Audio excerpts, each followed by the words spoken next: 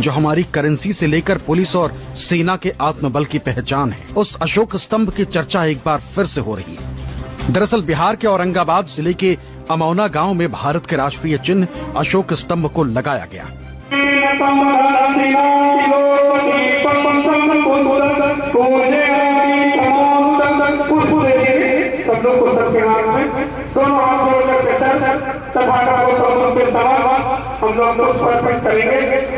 ये सिर्फ एक प्रतीक चिन्ह भर नहीं, बल्कि सरकार, शासन और प्रशासन को जिम्मेदारियों का एहसास भी। ये राष्ट्रीय प्रतीक चिन्ह हमारी राष्ट्रीयता और हमारे स्वाभिमान, हमारे सम्मान और हम भारत के लोगों की बराबरी की बात करता है। शायद इसीलिए इस प्रतीक चिन्ह को बनाने के साथ औरंगाबाद में संविधान की प्रस्तावना को भी शिलापट पर उकेरा गया, ताकि जब जब जिम्मेदारियों से किसी का ध्यान भटके तब तब उन नजरों के सामने से हम भारत के लोग गुजर सके। गांव का जो प्रतीक बनवा रहे हैं, ये लोक कल्याणकारी राज्य का प्रतीक है। ये किसी धर्म, किसी विशेष का नहीं, वेलफेयर स्टेट का प्रतीक चिन्ह है। अगर वेलफेयर का प्रतीक चिन्ह नहीं होता तो शायद हमारे राजमुद्रा पर अशोक स्तंभ नहीं होता, आपके नोट पर, आपके सरकारी कागजातों पे। वो किसी धर्म के प्रतीक की वजह से नहीं है, वो लोक कल्याणकारी राज्य का प्रतीक कैसे लिए?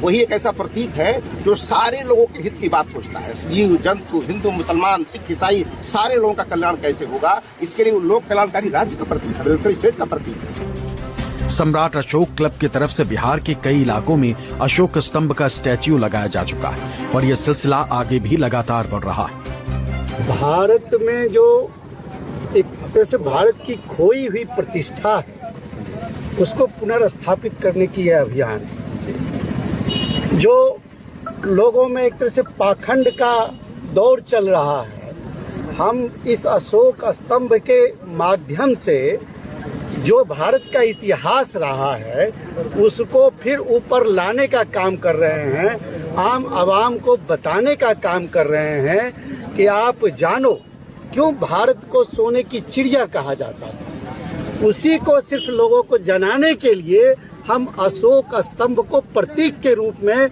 लोगों के बीच लाने का काम किए। सम्राट अशोक क्लब की तरफ से न सिर्फ गांवों में अशोक स्तंभ लगाए जा रहे हैं, बल्कि सरकारी स्कूलों से लेकर विश्वविद्यालय और सरकारी दफ्तरों में भी अशोक स्तंभ लगाकर लोगों को संविधान के साथ जोड़ने की कोशिश हो रही है, क्योंकि ये स्तंभ शक्ति, साहस और आत्मविश्वास का स्तंभ है। बुद्ध जो है, तथागत बुद्ध, उनके विचार उनके समय में जितना प्रासंगिक थे उससे ज्यादा प्रासंगिक आज है।